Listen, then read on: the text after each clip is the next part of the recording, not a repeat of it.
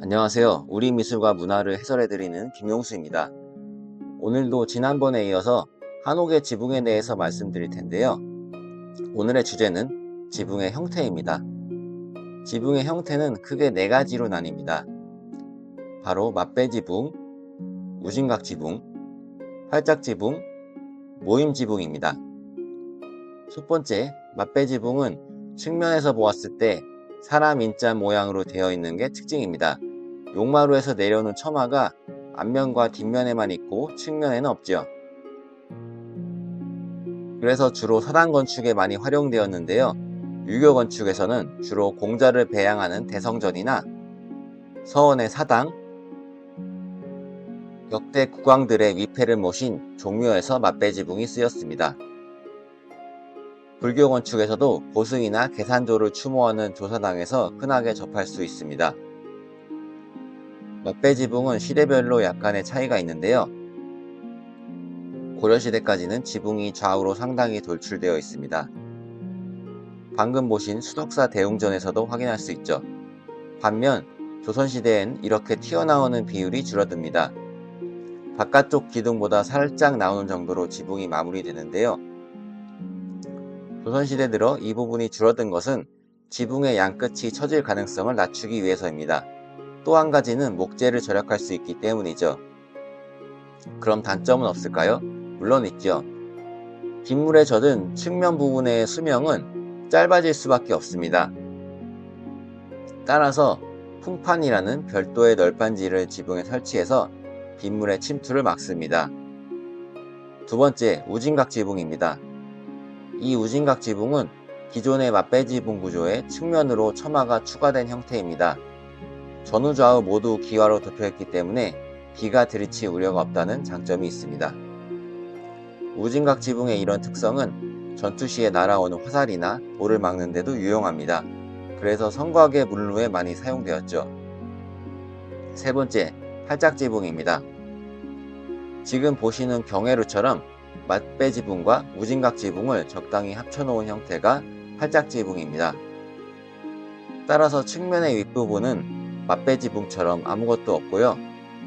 중간부터는 우진각 지붕처럼 처마가 달려있죠. 이 활짝지붕은 한옥에서 가장 맵시 있는 지붕이기도 하죠.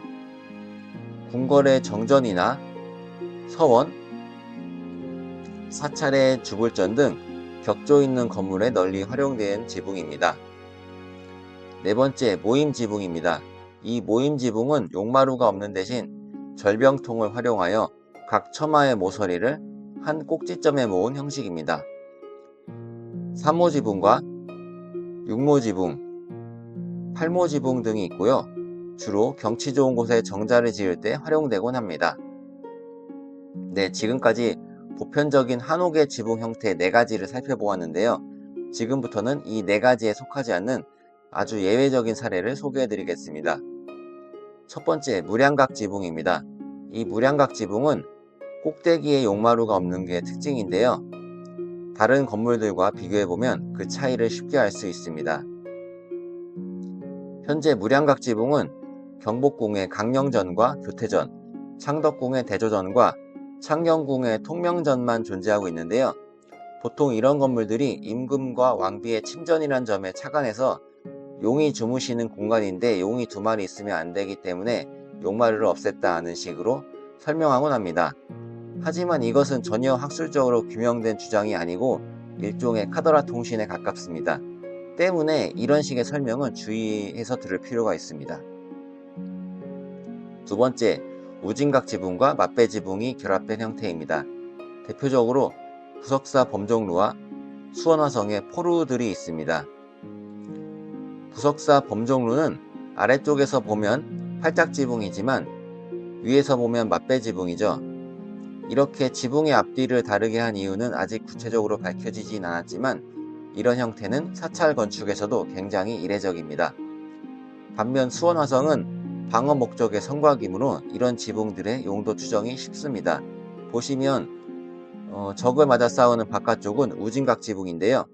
이는 적이 날리는 화살이나 총알 등을 막아주는 역할을 하죠. 한편 반대쪽은 군사들이 드나드는 통로이기 때문에 간결한 맛배 지붕으로 처리했습니다. 처마가 길게 뻗어 있었다면 바쁘게 이동하는 병사들의 창이나 깃발 끝이 자주 부딪혀서 곤란을 겪었겠죠. 마지막으로 또 하나의 특수한 사례가 있는데요. 바로 환기구멍입니다. 예를 들어 송광사의 하사당은 보시다시피 지붕 위에 환기구멍을 설치한 매우 독특한 모습을 보여줍니다. 이러한 환기구멍은 해남 노구당에도 존재하는데요. 그 외의 다른 건물에서는 전혀 찾을 수 없는 아주 독특한 특징입니다. 오늘은 이렇게 우리 한옥의 지붕 구조를 살펴보았습니다. 오늘 알려드린 부분을 숙지하신다면 유적지 답사를 갈 때 많은 도움이 되실 겁니다. 그러면 앞서 말씀드린 내용을 요약하는 것으로 영상을 마무리하겠습니다. 시청해주셔서 감사드립니다.